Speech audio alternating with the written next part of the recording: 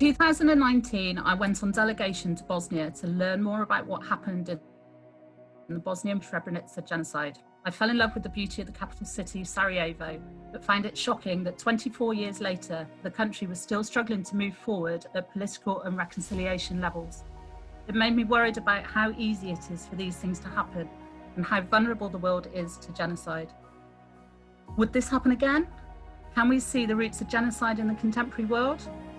I started to make this film as a way of exploring these ideas, and then COVID-19 lockdown happened, so this film was made during lockdown. When somebody asks the question of, well, could this happen again?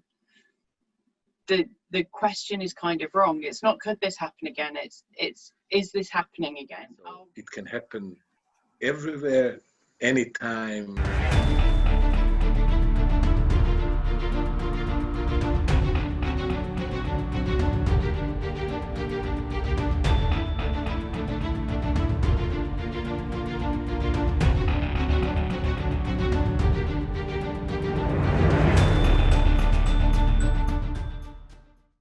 Bosnia and former Yugoslavia were the heart of the Europe, pretty much. It's not some God forbidden or forgotten place somewhere in the deserts of Sahara. You know, we are talking about the city that hosted the Olympic Games in 1984, just 8 years before this horrible war will break out in Bosnia, in Yugoslavia, even before 1990s. But in Bosnia in particular, it was going to be 1992. So God forbid, but I'll just remind you when was the Olympic Games in London. So this is the time scale that we are talking about. Modern city, modern country, modern pretty much everything that you can imagine, everything that teenagers usually do in the world. This is what was happening.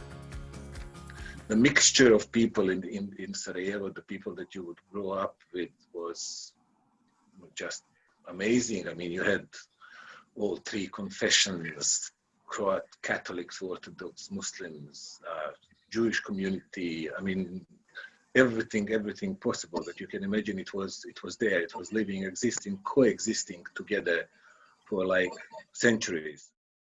And everybody lived together, and certainly at her school it was all mixed up. You know, there were people from all different religions and ethnicities. But then, just like in a blink of an eye, it just changed. The city was under the siege. Grenades, mortar.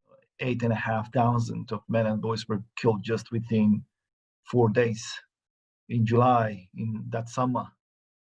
Jutros mi je ruža procvjetala. As a 19-year-old boy, I survived genocide. I lost my father, my twin brother, my uncle. I spent almost 4 years under the siege in Srebrenica. The village where I grew up was not any different village. There was no big difference between my village and any other village in Western Europe. So I ended up living in a forest with the entire village.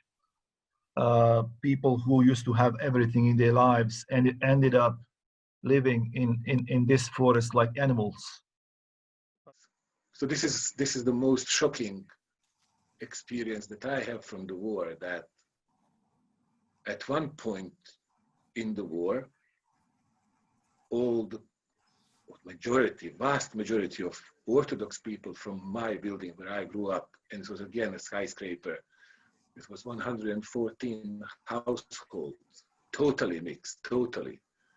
All the Serbs, all the Orthodox people vanished overnight.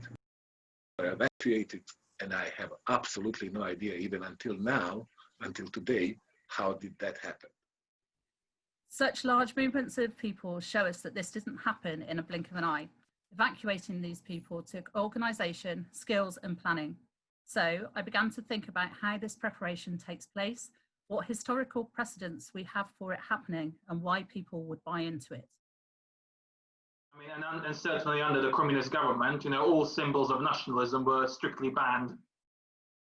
And this stuff was starting to creep in. But as my mum said to me, she never really paid much attention. And the campaign against Jews in terms of propaganda was a state organized and sponsored system that was very clearly done, had a lot of money behind it, and was very well organized.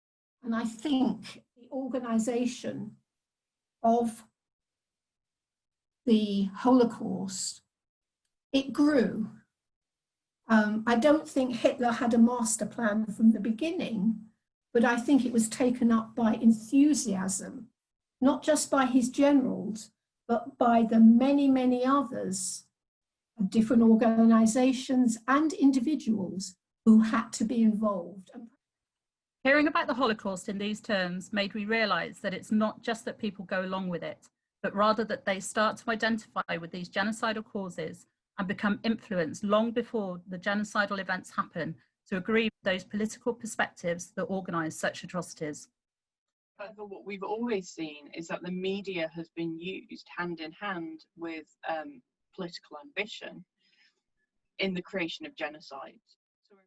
That the Tutsis would ever be vulnerable to genocide, but all you need is a bit of resentment simmering in the background, and radio stations and news agencies and people talking about a particular group in dehumanizing languages, making them seem like conspirators, making them seem as less than human, not one of us. And it's that othering of people that can flip, even people who've known each other for years and got on personally, into demonizing the other.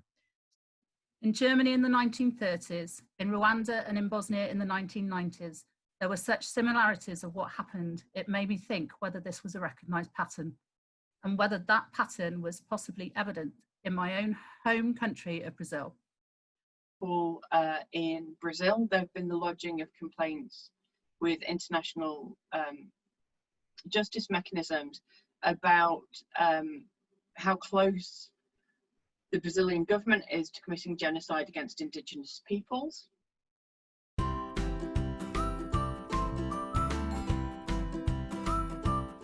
We in Brazil are at the great danger to enter civil conflict, as our President Jair Bolsonaro used the justification of freedom of expression to spread fake news and lies, inciting violence and dividing the population.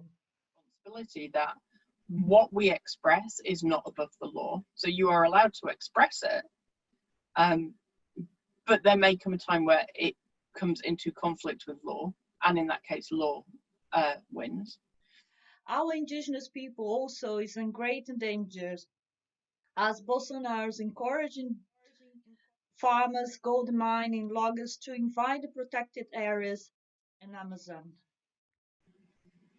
There are always common factors about genocides. No genocide happens in a vacuum, and no genocide happens overnight. So what we see is that genocides have stages which are shared, irrespective of which genocide we look at. And Gregory Stanton really lays these out in a really helpful way, I think, for us. So he talks about the first stages of genocide being around dividing communities into us and them. You couldn't have genocide where you don't have this idea that there are at least two different groups and one group intends harm to another group.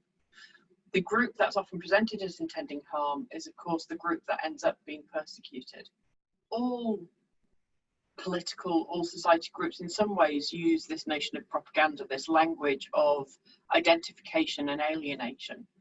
So here we've got two sets of posters each, some from Nazi Germany and some from Britain, from World War II. And what propaganda does at a very basic level is identify these are the things that are good about who we are. And there's no harm in that in many ways. It But the obverse of that, the way that it's often used, is to say, and these are the things that are not shared by our enemies, by, in effect, Group B. And that then is where propaganda becomes problematic. So in a much more contemporary fashion, propaganda is a mass media way of trying to spread these messages. And these are 3 anti-immigration campaigns across 3 different countries that we've seen in recent years. So one in France, one from Australia, and one from the UK. And all of what they do is present the idea of immigration as threatening. Post Brexit, it was a rise in hate crimes against anyone seen as being not British in quite a wide definition, but particularly against people from Polish and other Eastern European backgrounds.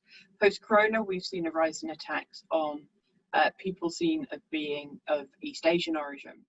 But what we also see is a rise of more general hate crime activity. So across both of those periods, so 2016 and 2020, we've seen a rise in hate crimes against LGBT people. Now, how these are linked together might seem quite complex, but where there is a toleration, where there's an encouragement for symbolization and discrimination, then that applies across all targeted groups. And that's something that I really think that we need to keep in mind when we're talking about this. It's a great international change, the rise of nationalism, the rise of dictators, the breakdown of international communities and institutions.